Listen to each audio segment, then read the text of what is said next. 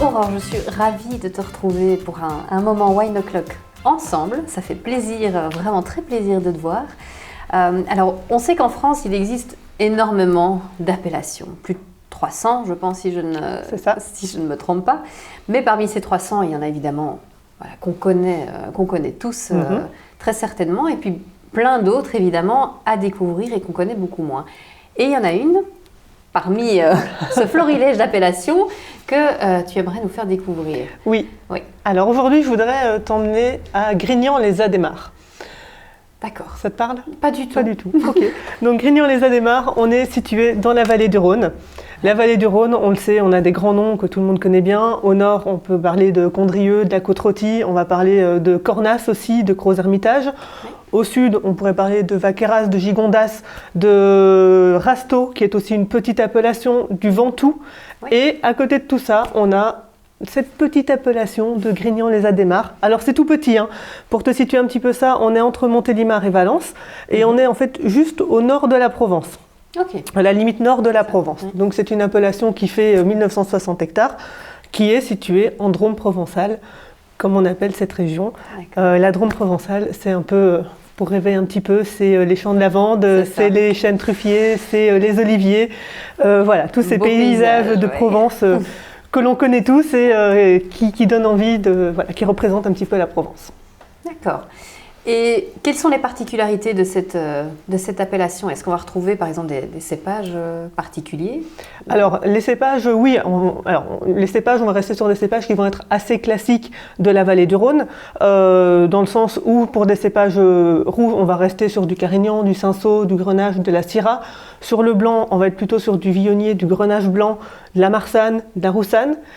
Ce qui fait toutefois un petit peu la particularité de cette appellation, c'est son histoire. Parce qu'elle a une histoire, comme chaque appellation, elle n'est pas née comme ça. Et là derrière, il y a toujours un travail qui s'est fait. Ça remonte, et là, tiens-toi bien, ça remonte au 5e siècle avant Jésus-Christ. Okay. Donc, il s'est passé beaucoup de choses dans cette zone géographique. Ce qui fait que, voilà, maintenant, aujourd'hui, c'est une zone qui est très riche de son terroir, mais aussi très riche de l'histoire qu'il y a derrière. Incroyable. Voilà. Alors, cette histoire, elle a commencé au 5e siècle avant Jésus-Christ. Bon, évidemment, on remonte un petit peu loin. Après, ce sont beaucoup les Romains, surtout les Romains qui ont développé tout ça, qui, à l'époque, on avait fait une très grosse zone viticole. Et puis, tout ça s'est un petit peu perdu, ça s'est un petit peu estompé. Et dans les années 1960, ce vignoble ne représentait plus que 365 hectares, contre plus de 2500 à l'époque. Ce qui fait qu'il avait vraiment tout perdu.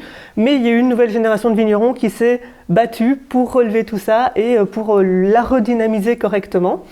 À tel point qu'ils sont parvenus en 1964 à en faire une première appellation que l'on appelait à l'époque, ça n'existe plus aujourd'hui, une appellation qu'on appelait les vins délimités de qualité supérieure, les VDQS. Okay. Donc à l'époque, jusqu'en 2011, parce que c'est parti en 2011, ça a été supprimé en 2011, on pouvait encore trouver cette petite mention sur les bouteilles. On a déjà parlé des AOC, mais on est un petit peu dans le même style. Les VDQS, c'était des vignobles qui avaient des régions qui avaient une petite production, qui avaient un vin de qualité, mais une qualité malgré tout inférieure aux AOC. Et l'INAO, qui est l'Institut national des appellations d'origine, qui régit toutes les appellations en France, a décidé en 2011 d'uniformiser un petit peu tout ça. Et donc, ce VDQS, vin délimité de qualité supérieure, est tout d'abord passé en appellation Coteaux de Tricastin. Ça te parle peut-être, c'est un nom qui parfois est ressorti. Là, on est dans les années 1970. Et finalement, en 2010, on a changé cette appellation Coteaux de Tricastin qui n'avait pas vraiment lieu d'être pour Grignan-les-Adémars, qui est le nom de la zone géographique où on retrouve ces vignes bien spécifiques. La commune en tant que telle. C'est un petit village. C'est un village, oui. C'est un village et des villages avoisinants autour. Il y a toujours, ce n'est pas une appellation, ce n'est pas qu'un seul village bien précis, mais c'est toujours une petite agglomération de communes qui sont proches. Bon, là, on est toujours sur une petite superficie, mais Grignan étant la partie principale. D'accord. On va retrouver quel type de vin en particulier? Alors on va trouver des vins avec une belle typicité quand même, avec assez représentatif du terroir. Donc on a parlé du blanc, des cépages blancs et des cépages rouges. On fait évidemment énormément de blanc et de rouge, un petit peu moins de rosé. Les blancs, on va surtout être sur des vins qui vont être assez aromatiques, type fruits exotiques. On va retrouver beaucoup de viognier, beaucoup de grenache blanc. Ça va donner des notes de fruits exotiques, d'ananas, de pommes, de miel, de fruits secs, des choses voilà, qui sont assez présentes en bouche. Des vins avec une belle harmonie, une belle intensité, des notes minérales aussi qui peuvent aussi venir du terroir. Ce sont des vins d'apéritif, mais aussi des vins qui vont accompagner un bon poisson, un bon repas. Ce sera parfait. D'accord. Est-ce qui se différencie des vins des autres appellations aux alentours? Ce qui va toujours faire la différence, ça va être le sol. Oui. On en a déjà parlé, mais chaque appellation a son sol bien spécifique. Là, pour te parler, petite parenthèse sur cette zone géographique de Grignan-les-Adémars, rien que là-dessus, on a 4 types de sols bien particuliers. Okay. Et chaque parcelle peut avoir un sol différent qui va justement donner une typicité différente au vin.